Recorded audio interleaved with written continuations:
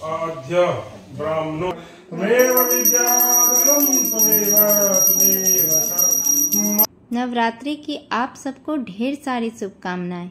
आज मैं आप सबके साथ सिंघाड़े का हलवा शेयर करने वाली हूं, जो कि माँ को भोग में लगाऊंगी। सिंघाड़े से बनी हुई चीज़ माँ को बहुत पसंद आती है, तो चलिए बनाते हैं सिंघाड़े का हलवा।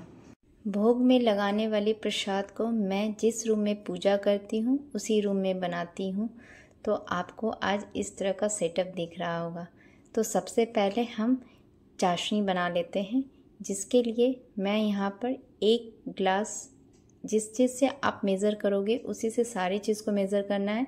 तो 1 छोटी गिलास मैंने चीनी लिया है और 2 गिलास पानी लेंगे और इसे इतना उबालेंगे, बस चीनी घुलने तक हम इसे उबाल लेंगे, ताकि बस यहाँ पे मेरा एक चाशनी बन जाए। कोई तार नहीं बनाना है, बस चीनी को पानी में घुलना है।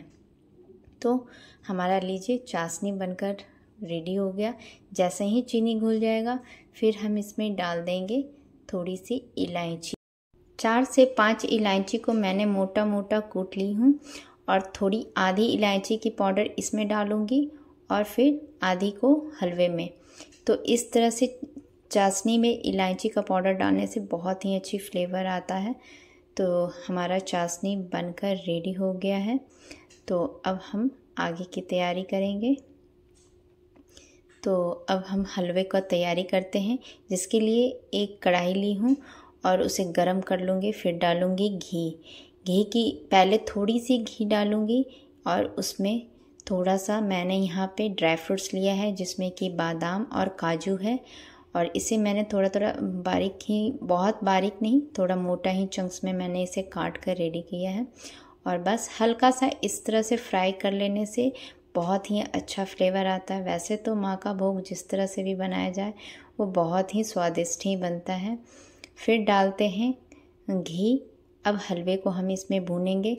तो यहाँ पे मैं 2 कप आटे ली हूँ, तो उसके हिसाब से 1 कप घी जाएगा। जितना आटा होगा उतना का आधा घी और उसी का आधा चीनी। तो यहाँ पे मैं 2 कप, आपको मैं गिलास भी दिखाई हूँ, छोटी वाली गिलास से 2 गिलास आटा, 1 गिलास घी और 1 गिलास मैंने चीनी भी लिया था। तो यही रेशियो से बनाना बिल्कुल परफेक्ट बनता है। अगर आपको मीठा बहुत ज़्यादा पसंद है तो आप अपने टेस्ट के अकॉर्डिंग थोड़ा मीठा बढ़ा सकते हैं, लेकिन इस रेशियो से बिल्कुल परफेक्ट हलवा बनकर रेडी होता है। इसे हम इत्मीनान से बिल्कुल लो टू मीडियम फ्लेम पे इसे हम भून लेंगे।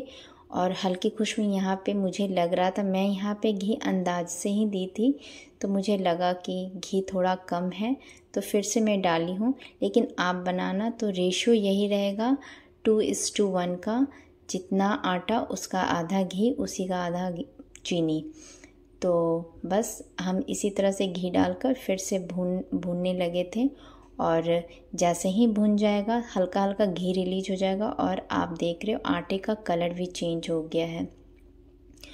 तो बस यहाँ पे हम चाशनी डाल देंगे। मेरा चाशनी गरम ही था। आप गरम गरम ही चाशनी, बहुत गरम भी नहीं रहेगा, लेकिन हल्का गुनगुना चाशनी होना चाहिए। इससे क्या होगा कि हमारे हलवे में गुठलियाँ नहीं पड़ेगी। तो हम थोड़े थोड़े से चाशनी डालेंगे और फटाफट से इसको हिलाते रहेंगे, नहीं तो गुठलियाँ पड़ जाने के बाद बहुत ही मुश्किल होती है, डबल मेहनत लग जाता है। तो हम इसे फटाफट से इसे चलाते रहेंगे बिना रुके ही। और ये चाशनी डलने के बाद ये फटाक से बनकर रेडी हो जाता है। बहुत ज़्यादा इसे भूनने में ही जो समय लगता है, और यकीन मानिए माँ को ये भोग बहुत ज़्यादा ही पसंद है। और अगर आप नवरात्रा रखते हैं तो आप सिंघाड़े का भोग ज़रूर लगाएं। और फिर यहाँ पे ऑलमोस्ट हमारा हलवा बनकर रेडी हो गया था, तो मैं इसमें डाली इलायची, जो कि आधा हमने चाशनी में डाला था और आधा बचा के रखा था। तो लीजिए हमारा हलवा बनकर रेडी हो गया है। तो लग रहा है ना बहुत ही अच्छा। और मैं इसे हल्का गीला ही रखी हूँ। ये सिंघाड़े का हलवा इस तरह से ही थोड़ा गीला ही बहुत ही अच्छा बनकर रेडी होता है। बहुत ड्राई कर देने से इसका थोड़ा सा स्वाद बदल जाता है। तो हम लगा लेते हैं भोग के लिए, रेडी कर लेते हैं। और इसके ऊपर से जो हमने ड्राई फ्रूट्स को घी में भुना था उसे लगा देंगे। तो लीजिए, माँ का भोग लगाने के लिए प्रसाद बिल्कुल रेडी है। और आप भी इस तरह से बनाइए, माँ को भोग में लगाइए। ये मेरी शाम की, मैं सुबह में फल से ही पूजा की थी, ये पहले दिन की पूजा की है। और शाम को मैं भोग में कुछ ना कुछ बना के माँ को चढ़ाती हूँ, क्योंकि सुबह को टाइम नहीं मिलता है। फिर मिलती हूँ अगले वीडियो में, तब तक के लिए जय माता दी।